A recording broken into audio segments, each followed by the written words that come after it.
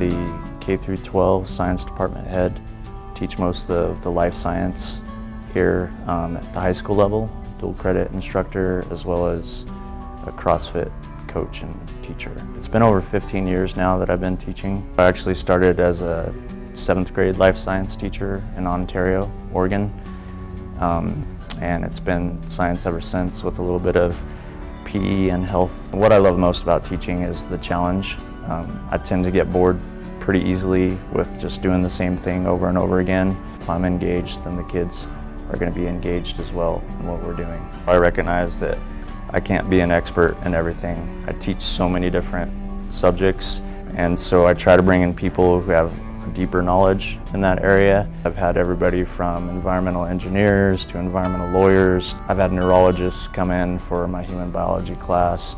I'm constantly looking for people who know stuff at a higher level than I know it to bring in and engage my students with their personal experience. I try to make my classroom more student-centered than teacher-centered. So my kids do a lot of project-based stuff.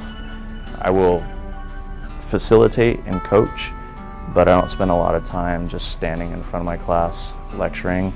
I try to get them working on stuff. Like right now in environmental studies, they're trying to create a aquaponics system and incorporate it with a greenhouse in order to, create a more sustainable method to produce food. Last year, we had students try to figure out how they get from your saliva to your ancestry.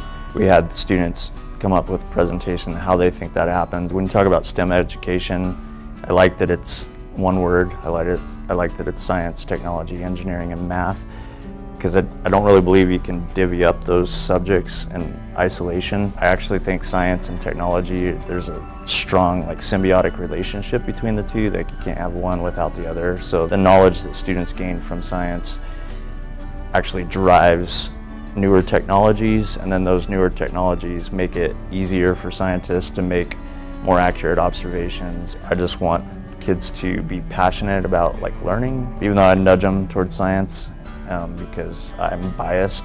Ultimately, I want them to do what they're passionate about, because that's going to be sustainable for them.